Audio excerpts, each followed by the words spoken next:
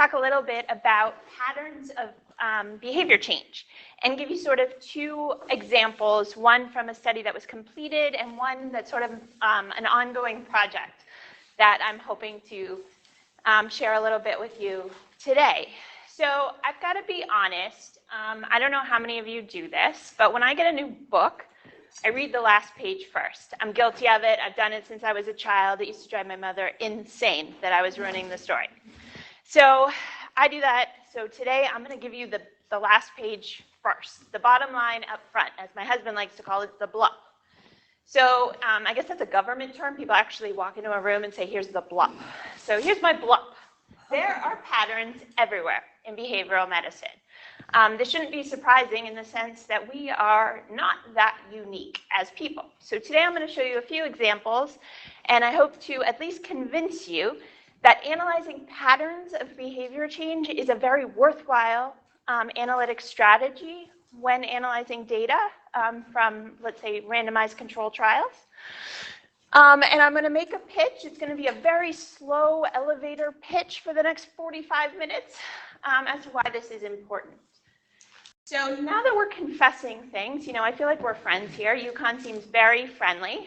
I am born and bred in Toronto, which makes me a believer in free healthcare and also a hockey fan. I know. And just so happens that the Leafs, my favorite team, they're coming to town this Saturday, and they are going to take down the Bruins. So that's just my 2 seconds of thought on hockey. So it turns out patterns are literally everywhere, even in hockey. So for those who follow, maybe you know, and maybe you'll tease me about, that the Leafs have not won a Stanley Cup since 1967. Yep, do the math on that. It's depressing for an original franchise team. So it turns out if you look at the Leafs data, you can see many, many, many patterns of cold streaks, right? So it started well before this, unfortunately. But in January of 1988, in 15 games, they won 1 game, lost 11, tied 3. That streak continued.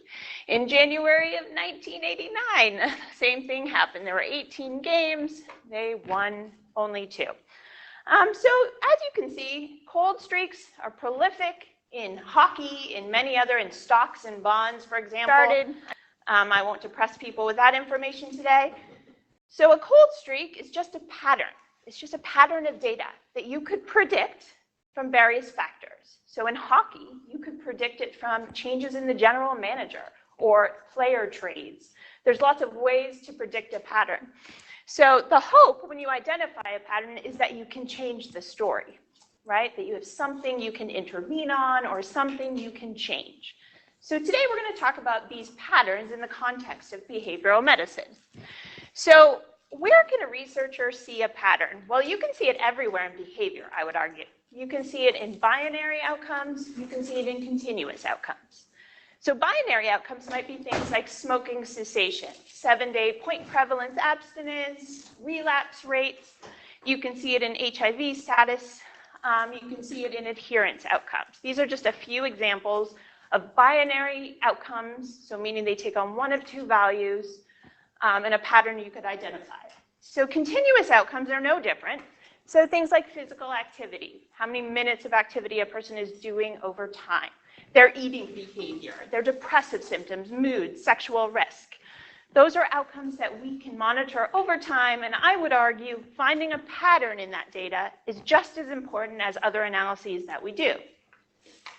So the challenge with data in behavioral medicine in particular, I know lots, if not everyone in this room, has experience with this.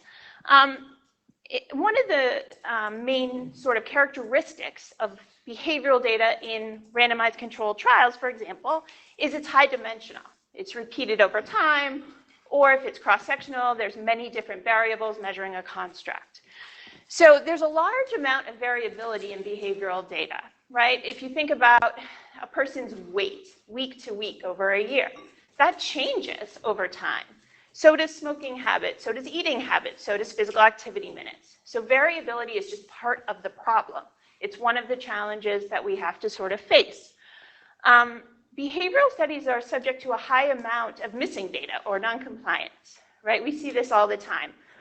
So a person in a weight loss study may not come in for certain weeks. Some people would argue they probably did not lose weight and that's why they came in, but that's just one argument.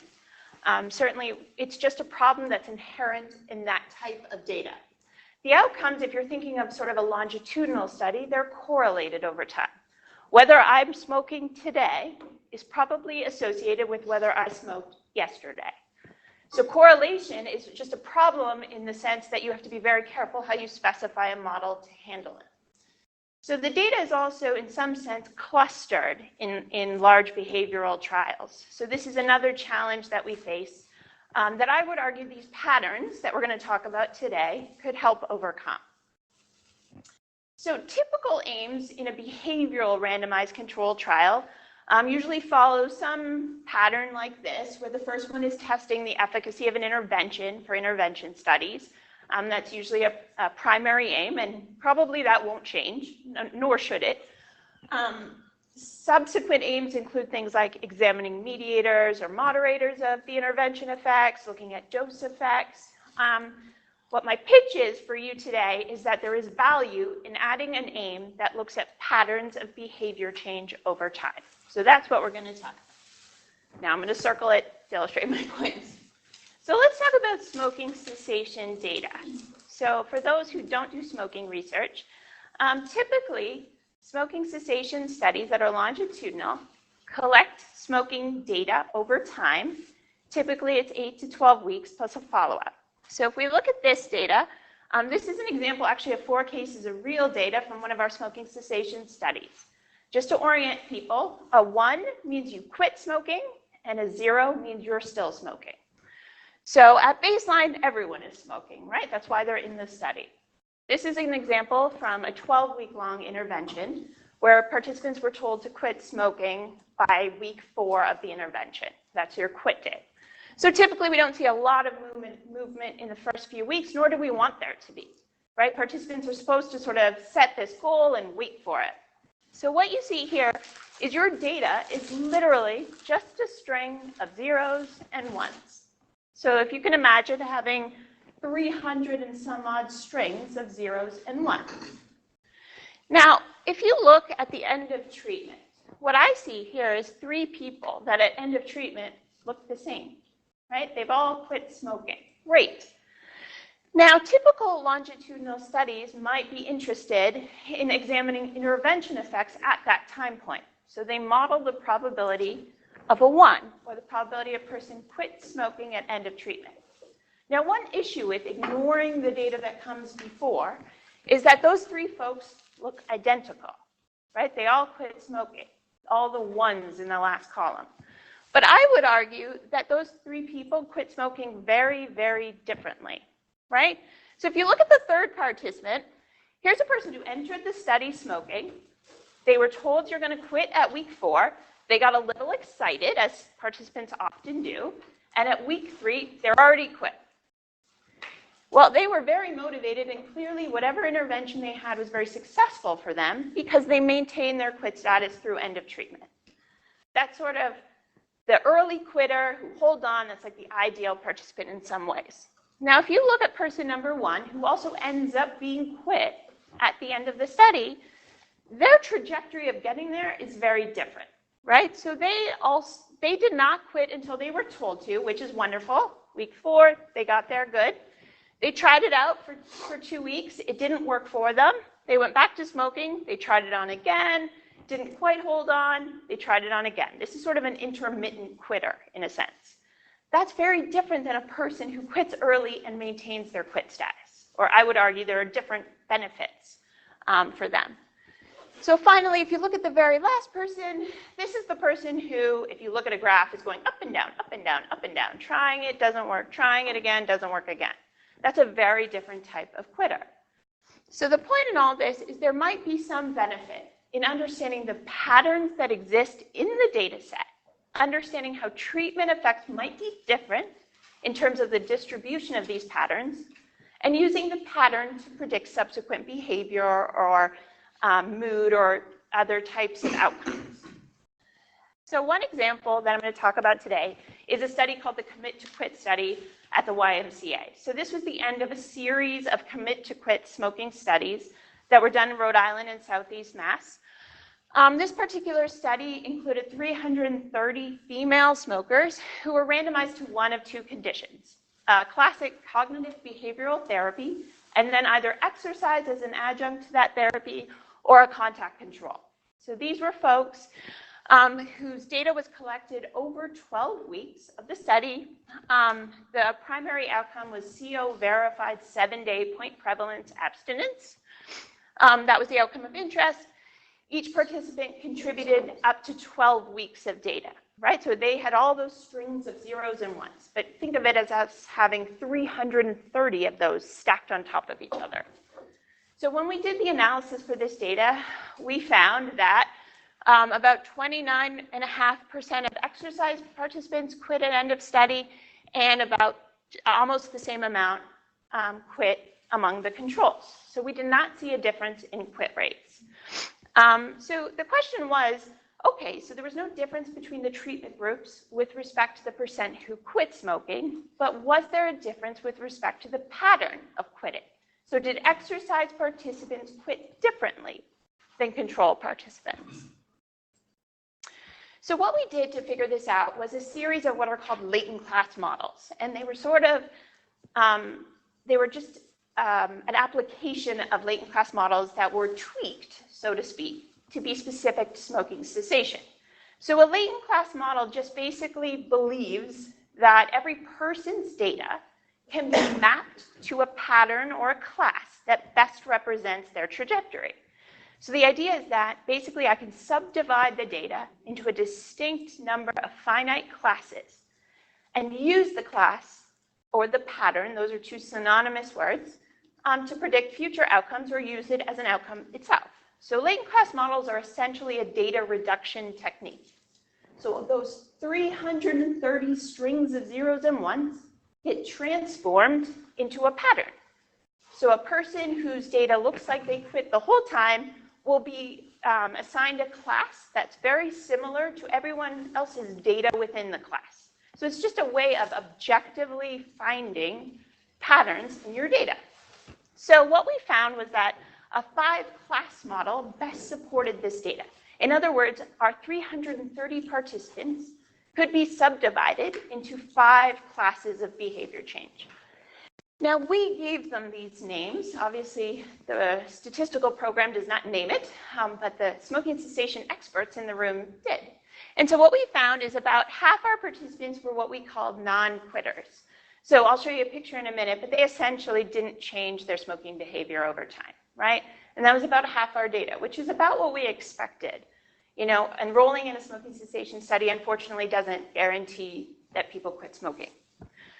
We had almost 10% who what we called them few attempters. So they made a few shots at quitting smoking, but didn't hold on to it for any sustained amount of time.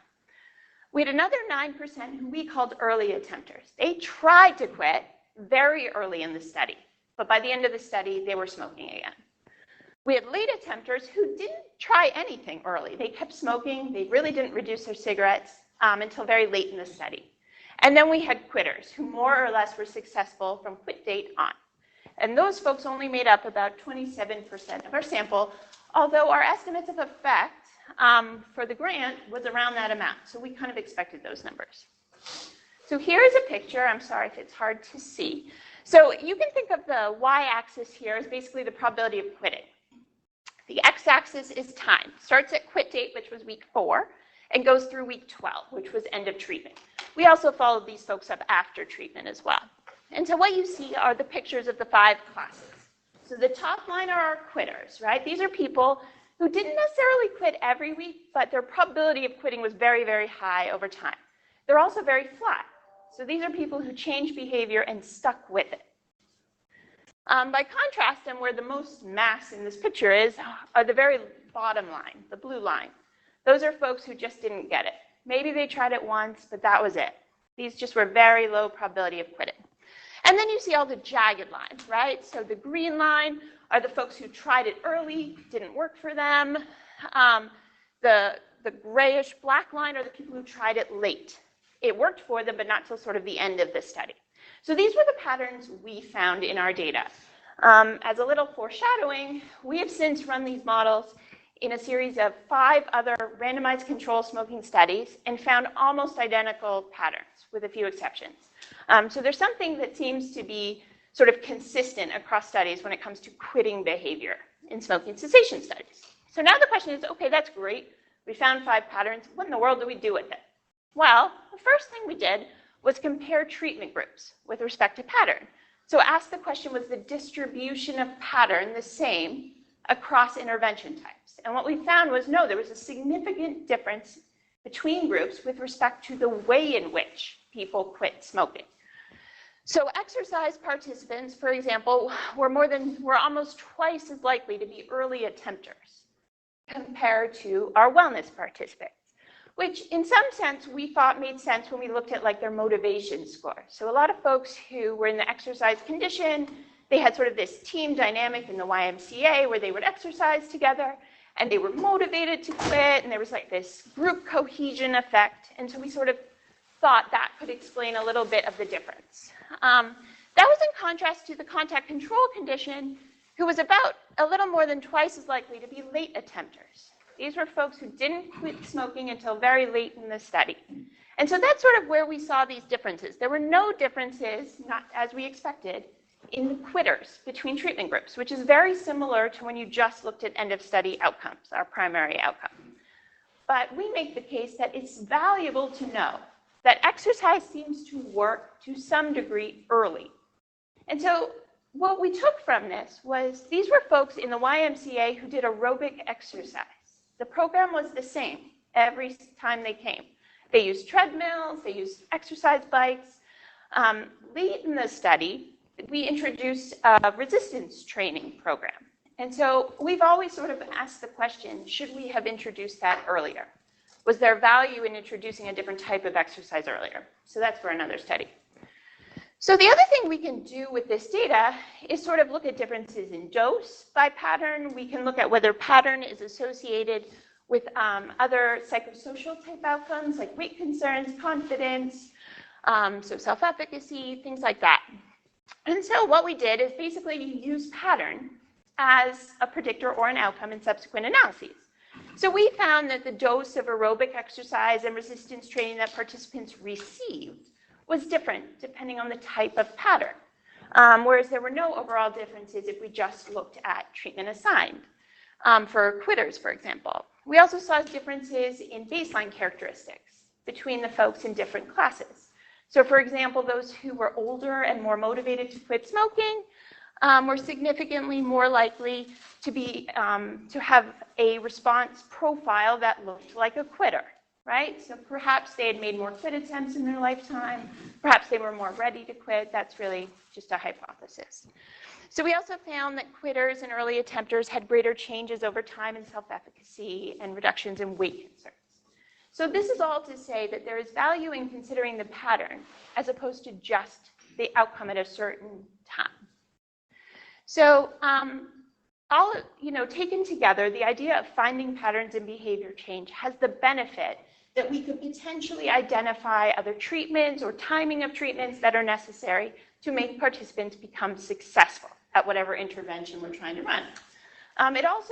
It uses all the data that we collect, which is very exciting in a sense, right? So like our staff and our participants contribute a huge amount of time and data to our studies, and we often don't use it all, which is sort of sad considering there's so much information in it.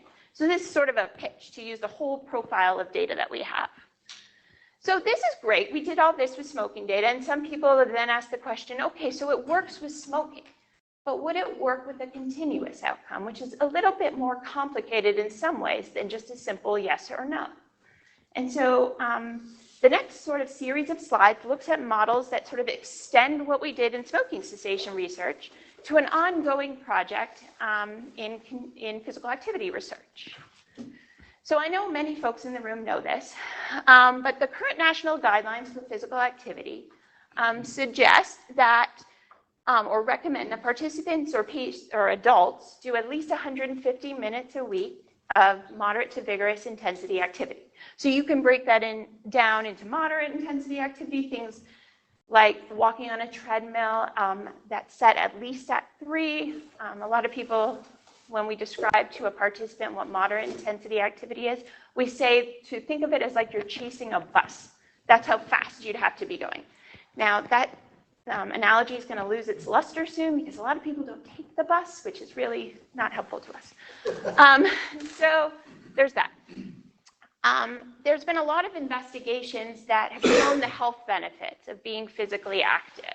So there's reductions in all types of cancers, in cardiovascular disease, diabetes risk among those who meet these guidelines versus do not.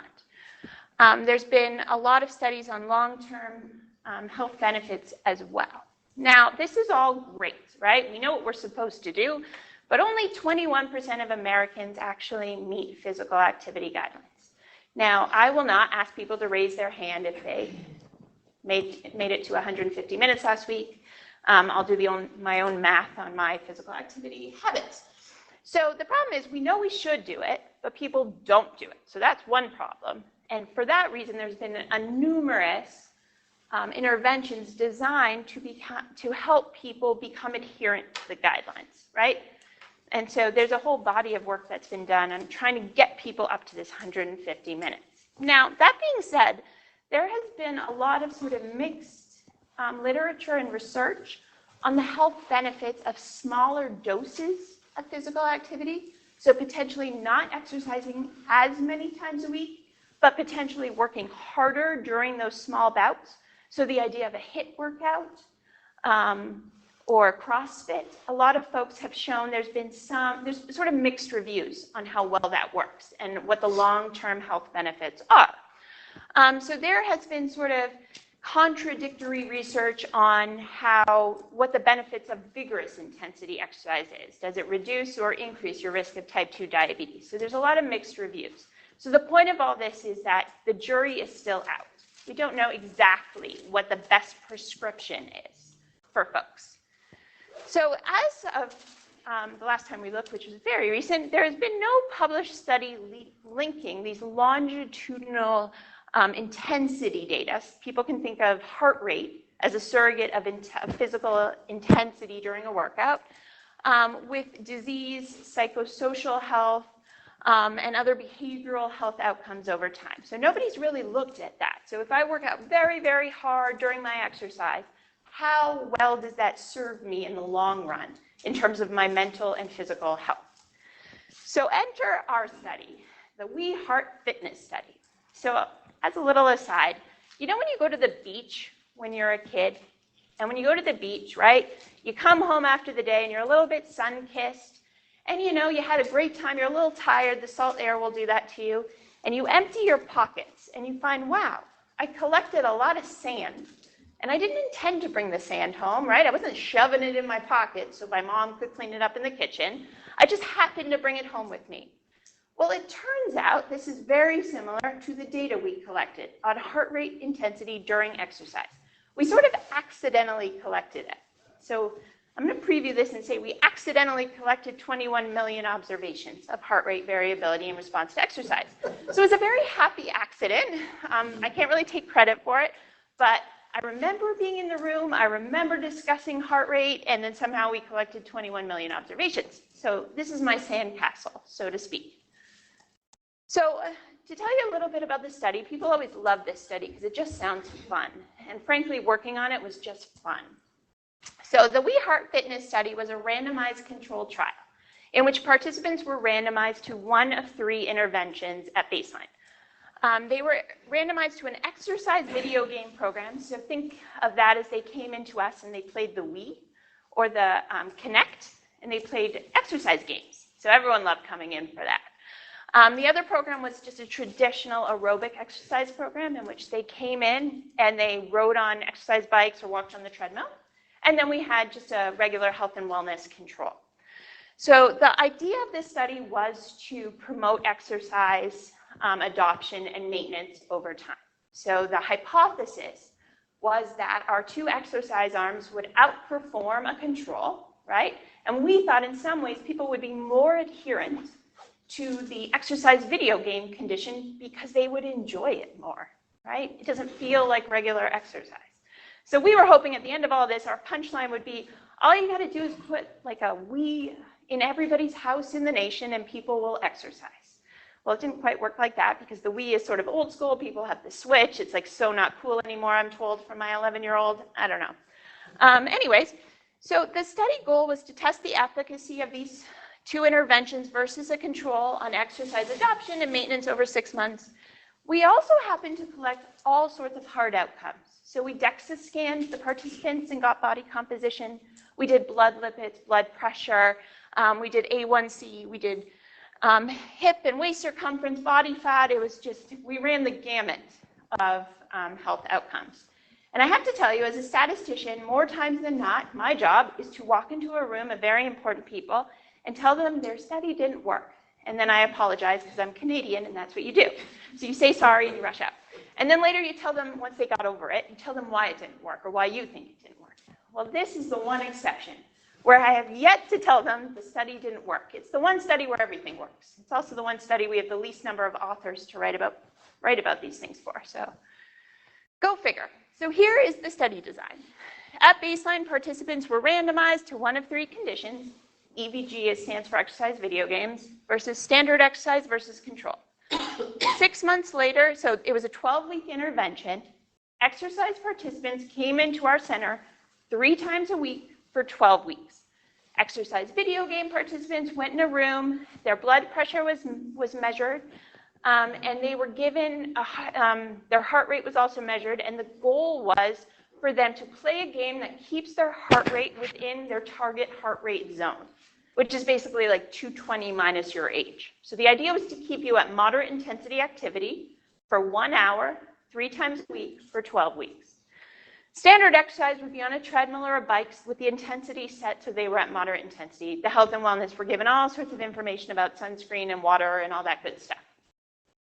At the end of 12 weeks, the exercise video game condition got a Wii or a Kinect, and they were sent home with games and told, have fun, log all this stuff. We'll get back to you. So one interesting question is how many of them then had their children play it and their behavior changed, but that's a side story. The standard exercise condition got sent home with a home exercise program. So they were given walking routes, we could help them get a gym membership, all that good stuff so they could continue their exercising at home. The wellness contact control condition still got lots of sunscreen and lip balm and all that good stuff. Our goal was to keep them. We feel a little guilty about this, but such is research. So they were followed out to 9 months. So at every assessment from baseline through post-treatment, they were given questionnaires. Again, we measured all these sort of hard outcomes on folks. At each exercise session, the 2 exercise arms were strapped with a polar heart rate monitor. It was just a watch that people were quite happy to wear. The goal for us at the time was just to make sure they were staying within their target heart rate zone. What we realized is that we are collecting data every second of every exercise session, and we can download that data, which we did. We had an aha moment, and then we had to buy a bigger server, and it was all very exciting. I thought it was. I was very excited. So we collected that data. So I'll show you the math on that in just a minute. But again, participants in the exercise video game condition, the goal was to stay within your heart rate zone, your target heart rate. We allowed them to change games. So we had a library of games, which we tested and determined they would all keep participants' heart rate up, but they were allowed to pick what they wanted. They could change games during the session. We recorded every game they ever played. We recorded every time they changed their games. As you can imagine, there's a lot of papers in a file cabinet in my office with a lot of data. So the results of the parent study, the big study, found that we ended up randomizing 283 participants, just shy of our 300 participant goal. 93 to exercise video games, 96 to standard, 94 to control. All looks good. The majority of participants, not surprisingly, were female, as most exercise studies are. Most were employed. The mean age was 46 years old, but we had a very wide range from 18 to close to 70. There was no differences at baseline between the groups with respect to any of our variables. The overall findings for the study were that both of our exercise groups outperformed control with respect to minutes of physical activity over time. What surprised us and what we wrote in the grant, to be perfectly fair, we wrote that we hypothesized that exercise video games would outperform standard exercise, but we didn't think we'd find it. We honestly didn't. Well, it turns out they did. So those randomized to play a video game ended up doing more minutes of self-report and objectively measured physical activity over time. We also saw huge differences between groups in reductions, for example, in LDL cholesterol, A1C, trunk fat, total fat, body fat, and improvements in diet, which was one of those surprising things. We didn't intervene at all, and we were thrilled to see that participants in the exercise video game actually improved their diet over time. So this was very exciting. We are just knee-deep in this analysis. The study only finished last year. So the question is, okay, so we did all the main hypotheses. We tested all that good stuff. But wait a second. We collected all this heart rate data. What are we going to do with it? So that's when all the important people in the room turn to the statistician and say, you can have it. And I get all excited. So we accidentally collected this data. Now I can do something with it. So what we did is we applied for and received a big data pilot award. And our goal was to analyze this data that constitutes big data by NIH standards in an attempt to answer some questions. So I'm going to talk a little bit about this today. We just got this in June, so we're just sort of new to it. But we are so excited that I figured it was okay if I shared. So the heart rate data, just to review, was collected every second during every exercise session over 12 weeks of the study. So I love a good math equation, but my son will call me a math teacher. So there's 190 participants randomized to either of the exercise conditions. There's 12 weeks. There are 3 sessions a week. There are 3,000 seconds per session. So here's my ta-da. I would have fireworks going off, but I'm not that tech savvy. That is more than 20 million heart rate data points. Literally, there's a file with 21 million observations. Every time I open it, I crash the network servers. People get very mad at me. They lost their email last night. Sorry about that. So this is our data. So just to give you an idea of what it looks like, think about this. This is one person on one session on 1 week. That is what I'm looking at. So again, just to orient you, the y-axis is the beats per minute. That's their heart rate, right? It's assumed that the higher the heart rate, the more you're working. The x-axis here is just time within a session. So this is only one session of data. The two sort of bluish lines, the horizontal lines, for this participant, that's their target heart rate zone. That, if your data is in between that zone, you are at moderate intensity activity. Below that, it's less than moderate. Above that is vigorous. So this is just a random person's single session of data. So again, we have this for both exercise conditions, not just exercise video games. So this is a person who spent the majority of their session actually above the threshold that they needed to be at. And not surprisingly, the heart rate is below the threshold at the beginning of the session. So full disclosure, we trimmed the first 5 minutes of every session because participants were meant to be sort of warming up. We also trimmed the very end of the session because we forced participants to cool down. So that was sort of systematic. So we trimmed those. And so participants are working up to the heart rate zone, it seems, or this person is, and then we watch them over time. So this is one person, one session, 1 week. This is this same person's data over 12 weeks. We just stretched it all out. So this is somebody's heart rate. And the question is, well, there's many questions. How do we sort of capture heart rate variability in response to exercise?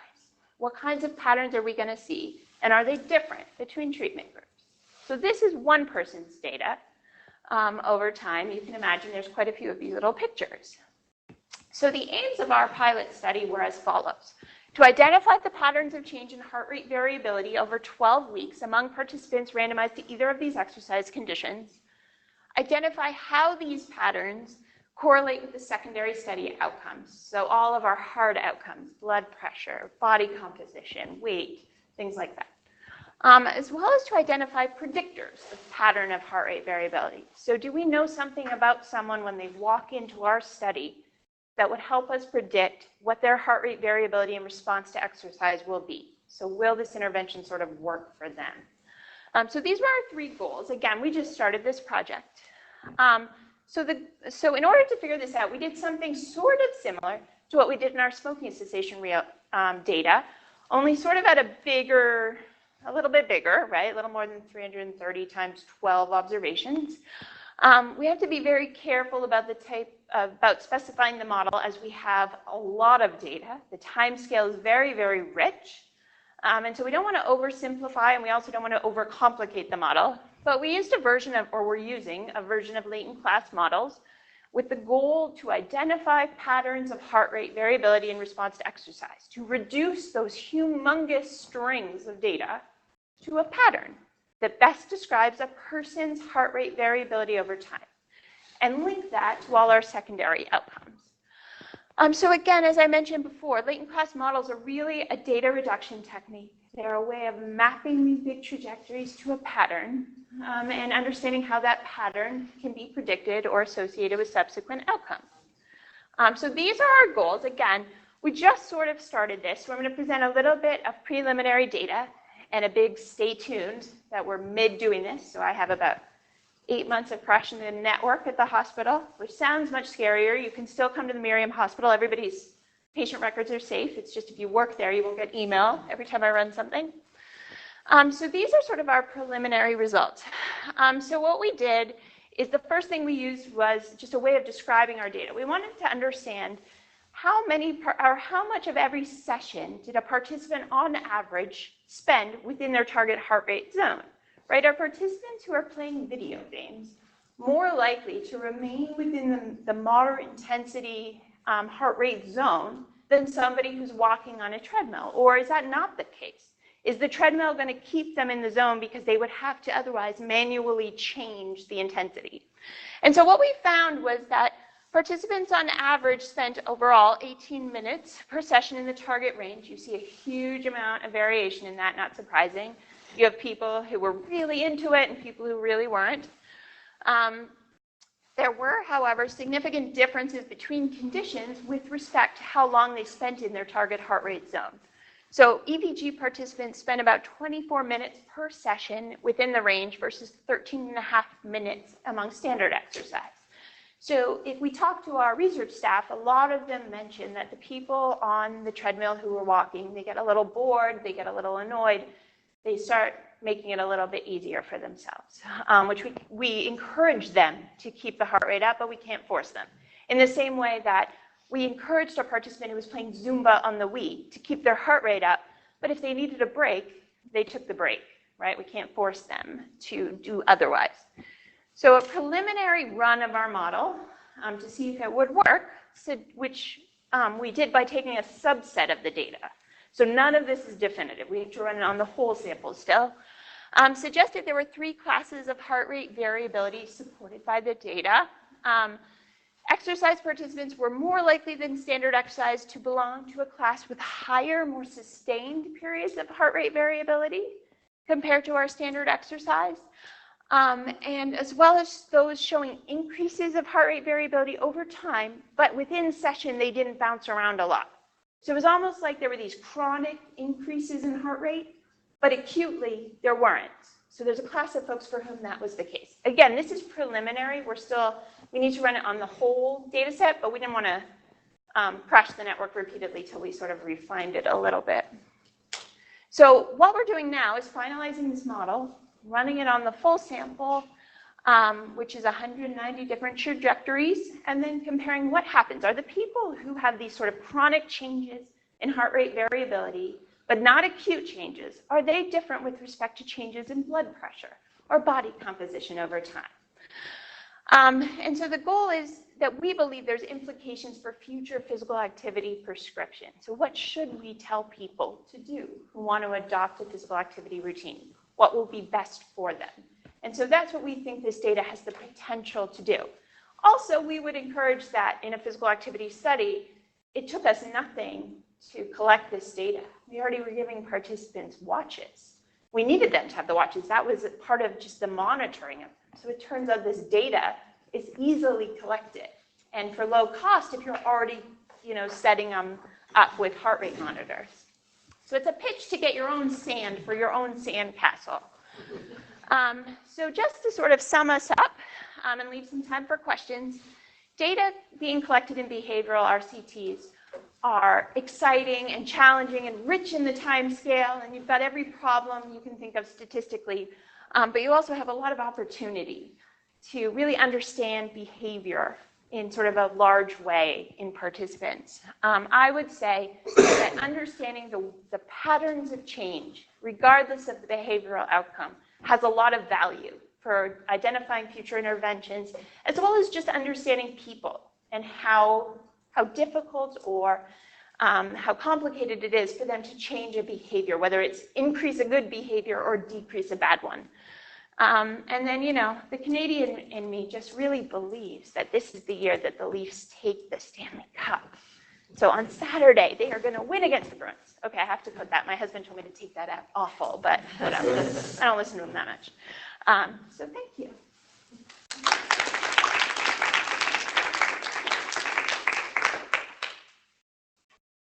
So questions? Some questions. Yeah. Shira. Hi. Shira and I work together, so. It's such a small world. So I was wondering, so the exercise games that you gave people, Yeah. did you actually look to see if there were certain games That people played more often? played more off or that got their heart rates up more? So we are doing that now. So we have now tied the exercise video games over time within session to the actual heart rate data. So that is what we're looking at. We did find that there were games that people just liked more. So they loved Zumba and the Biggest Loser game. That was like a hit for people. And they would want to stay longer in a session, and often their session length was longer if they played a game that they seemed to really connect with. But what we are doing now, and you're absolutely right, is seeing whether their heart rate was really kept up by a certain game or two. Because people seem very tied to their games. Like they would come in and it was kind of like getting your favorite chair in class, like don't mess with my chair or don't mess with my game, I want that one. And so they would really sort of come in just to play that one game. So it is exactly something we're looking at. So at the time of designing the study, we were like, does it really matter if we keep track of what they played? Well, we're collecting data, we might as well write it down, and now we're just very grateful that we did. So it's a great question. Yeah. Hi. About the heart rate variability. Yeah. So you started mentioning that you collected heart rate, but then you shifted to variability. So I would like to understand how you calculated the heart rate variability. Right. No, it's a good point. And I have been scolded many times from my exercise physiologist collaborator that I should not use the word variability, even though as a statistician, that's what it is. So basically, it was beats per minute. And so we didn't calculate anything. So I apologize. I don't want to offend anyone by the term variability, but it's literally just their heart rate over time. Did you see any contagion effects of the game plan once the activity moved home? So we did. They continued to play. What we did is we gave them a membership to basically like Netflix for video games, and so they could change out the games because when we sent them home with the machine, we gave them a couple of games, and the fear was they were going to get bored and not play it anymore. So we gave them this membership that then they could trade up and get games. And what we found is over time, they absolutely sustained their use of video games. What we are not sure and have not teased apart is how much of it was them playing versus like now you're in a house with your kiddos who are very excited you joined this program because they just got a Wii. And so we asked people to log their own personal activity, but we have data as well on their familial use. But they absolutely continued to use it much more than the standard exercise continued to exercise. So perhaps putting a Wii in every household isn't a bad idea, other than the whole screen time issue. Yeah. What were your thoughts on why you saw dietary changes? It's funny, like we did not expect that. And so part of us, part of the hypothesis was just that people increased their activity and were feeling better. So they made sort of an overall behavior change. Like, I'm not going to ruin the fact that I just exercised 30 minutes today by then eating poorly. But to be honest, we took it as a sign that what if we had actually intervened on diet too? What kind of effects would we see? Because we didn't do anything. It was just sort of this like random effect that we found because we didn't even give them any information on eating. So we're sort of stuck a little bit as to why that was, other than they just were feeling like they were making a change. And so we saw this too. So it turned out that among our participants, almost 90 of them had elevated A1C when they entered the study, and a couple were diabetic. And so we retested all our primary aims among this subsample to see if this is a way that we could help those who are sort of at higher risk for diabetes. And we found very similar effects. And we found huge diet effects amongst the A1C elevated population. And so, you know, I think to us it was just promising that if we had actually done something to help, that perhaps these two things could be complementary to each other. Because the programs had, like the exercise video games had nothing to do with eating, even the Biggest Loser one. They were playing just the fitness part. They weren't seeing differences in weight over time, so their BMI did not change, but their body fat did, which is perhaps something people could see. And so then they felt like, Well, and feel. yeah, So, I mean, I think, you know, that's a mistake that we'll make is, oh, what if we also give them a diet? right, I think you'd mess it up if you did. perhaps. But, I mean, if you ask someone to exercise on a regular basis, it's hard. Yeah. When you're not fit, when you're Right. just starting out, if you're overweight, you know, it doesn't feel so good. Yeah, So I think people can make those decisions and changes, you know, sometimes better for themselves. yeah, And no, I doubt that it would work the opposite. I doubt that if you did a diet nutrition intervention without intervention, I'm sure there's a lot of studies that have done this, and then just monitor physical fitness. That they I wouldn't doubt that adopt people it. who start eating healthier naturally start exercising, but it doesn't surprise me that people who are being asked to exercise will naturally start to eat healthy. right, right. I had a question about patterns Yeah. and data points. Yeah. So, I don't know that, I'm sure that there are no hard, fast rules for this, but it does seem to me that you need a lot of data points to look for patterns, and there's probably some threshold. Like if you're interested in, a lot of the data that we've collected is, you know, like a baseline and a 3 and a 6 and a 9-month follow-up. Oh, you've got plenty, if you have enough participants collected. So you can do a power analysis, basically. How many people would you need in order to detect patterns? So I certainly wouldn't do it if I had. Even with a smaller number of data points? Oh, we've done it, absolutely, with like 4 data points. We had enough people to find it. I mean, a little bit of it is you're not going to find patterns if they're not there. This is not a program where you press a button and you automatically get patterns. If they don't exist, they don't exist. If there's nothing consistent in your data to suggest there's a pattern, and we've seen that in some of our studies for like medication adherence, we haven't always been able to find a pattern. There just wasn't one in our data. So you're not guaranteed it, but you need just enough people to be able to separate out the groups. You also need to be able to specify a model that describes that separation. So at the workshop this afternoon, I'm going to show some pictures and sort of to walk you through our thought process of how we designed the model that separated out the patterns. Because you've got to give it a little bit of information, right? It's not the computer doing everything. It has to know where to look. So like, what is it that makes quitters different than early quitters? Where is the point of separation? And so we have to sort of specify that. But with 4 data points, you could do it if you had enough data. Another question. Yeah. So just building upon the dietary conversation. Yeah. So I'm wondering how you guys measure diet. And I'm wondering generally about looking at patterns with diet, because I think there are definitely going to be patterns with diet. Yeah. But it's harder to measure it. Yeah, so It's difficult to measure diet. And Absolutely. It's time consuming depending on what it is you're looking at, so. So we use the rate your plate measure. Okay. And we did collect it over time at every time point. We recognize the flaws in the rate your plate measure. But we certainly could do it if you had distinct time points where you had some measures. So we've done it in a study in American Samoa of trying to decrease A1C. We looked at diet as in terms of the number of sugary drinks they had and things like more fine-tuned than rate your plate was. And we did a latent class analysis of that data and found sort of patterns of change in dietary habits over time. So in that particular study, we did it for diet, physical activity, mood, and we laid them on top of each other to kind of see what changed first. And was it that the people who changed their diet also had changes in mood and things like that? But you can absolutely do it. You just need sort of some consistent measure over time that you could design a model that made sense. But yeah, so we didn't necessarily do the best job with our dietary measure in this round of the study, but we were just, to be honest, we weren't even going to look at it. And then we figured we should run them all because we decided we were going to include it. So it was sort of a surprise. Yeah.